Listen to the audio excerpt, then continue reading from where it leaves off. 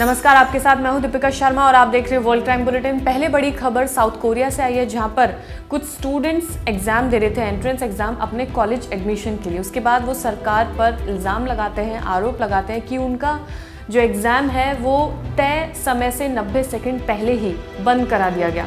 अब इसके बाद उन्होंने सरकार पर आरोप लगाया है। इसमें अगर कॉलेज जिम्मेदार साबित होता है, यानी कि जो आरोप लगाए गए हैं अगर वो साबित हो जाते हैं, तो उन्हें जुर्माना देना पड़ेगा हर बच्चे को। जितने भी बच्चे उस एग्ज़ाम में मौजूद थे उन बच्चों को 12,77,000 रुपये सरकार को देने होंगे अगर ये आरोप सिद्ध हो जाते हैं। एक स्टूडेंट की 1 साल की ट्यूशन फीस है जिसके बराबर ये पैसे उन्हें देने होंगे। रिपोर्ट के मुताबिक स्टूडेंट इसे सरकार की बड़ी लापरवाही बता रहे हैं क्योंकि इसका खामियाजा उन्हें भुगतना पड़ेगा। छात्रों के वकील ने कहा कि इस गलती का एक नुकसान ये भी है कि इसका नुकसान बाकी सभी स्टूडेंट्स को भुगतना पड़ेगा, यानी कि जिनके एग्जाम्स हो चुके हैं उन बच्चों को भी इसका जो परिणाम है वो भुगतना पड़ सकता है। और अब अगली बड़ी खबर, इटली की एक बड़ी अदालत ने पाकिस्तानी मूल के कपल को उम्र कैद की सज़ा सुनाई है। वो इस वजह से क्योंकि इस कपल पर उनकी ही बेटी की हत्या करने का आरोप लगा था, जिसके चलते कोर्ट ने इन्हें सज़ा सुनाई है।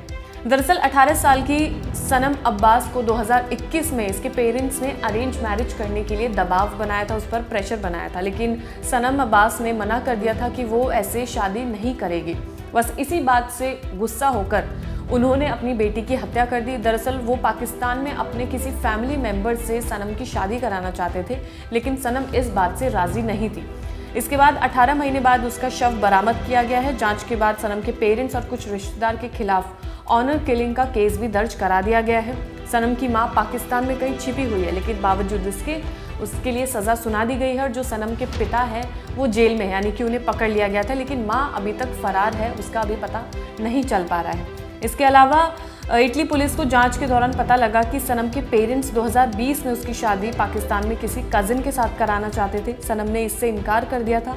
पेरेंट्स से विवाद के बाद वो अक्टूबर 2020 तक प्रोटेक्शन ऑफ सोशल सर्विसेज यानी कि एक शेल्टर होम में रह रही थी, जिसके बाद कुछ दिनों बाद ही वो लापता हो जाती है। फिर पूरा प्रोसेस इसके पेरेंट्स ने ये फॉलो किया और उसकी हत्या कर दी और इसका शव भी 18 महीने बाद पुलिस को मिला था।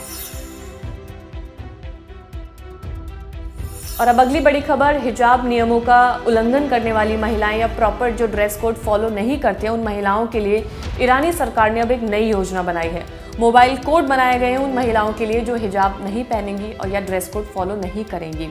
इसी के साथ उन्हें सज़ा दी जा सकती है मोबाइल कोड के जरिए, क्योंकि वो जगह जगह पर स्थापित किया जाएगा।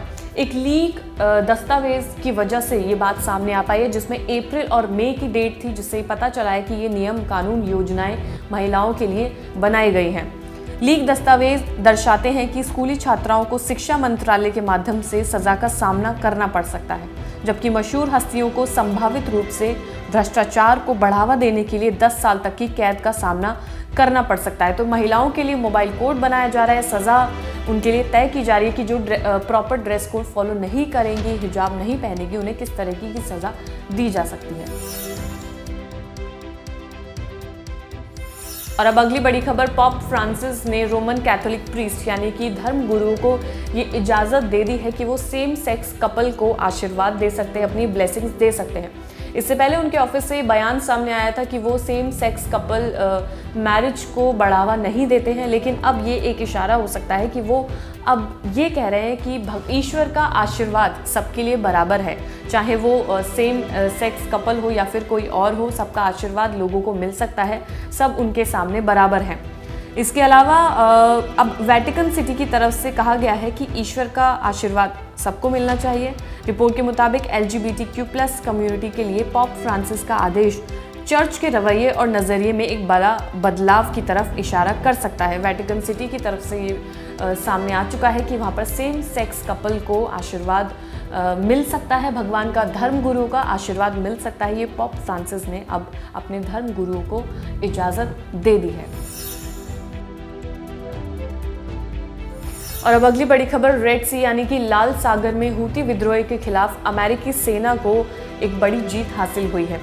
एक रिपोर्ट के मुताबिक अमेरिकी वॉरशिप ने इस क्षेत्र में हूती विद्रोह के 12 से ज़्यादा ड्रोन मार गिराए हैं। इस ऑपरेशन को शनिवार रात अंजाम दिया गया था। दूसरी तरफ कुछ मीडिया रिपोर्ट्स में कहा गया है कि अमेरिकी वॉरशिप ने जिन मिसाइलों का इस्तेमाल किया उनकी जानकारी नहीं दी गई है। माना जा रहा है कि ये अमेरिका की नई और स्पेशल तरह की मिसाइल यूनिट है। रिपोर्ट में दावा किया गया है कि हुती विद्रोही के 12 से ज़्यादा ड्रोन मार गिराए हैं, जिसका मतलब ये है कि लाल सागर में अमेरिकी वॉरशिप पूरे एक्शन में है, जिसके बाद ये तमाम जो मिसाइल्स हैं उनको मार गिराया गया है।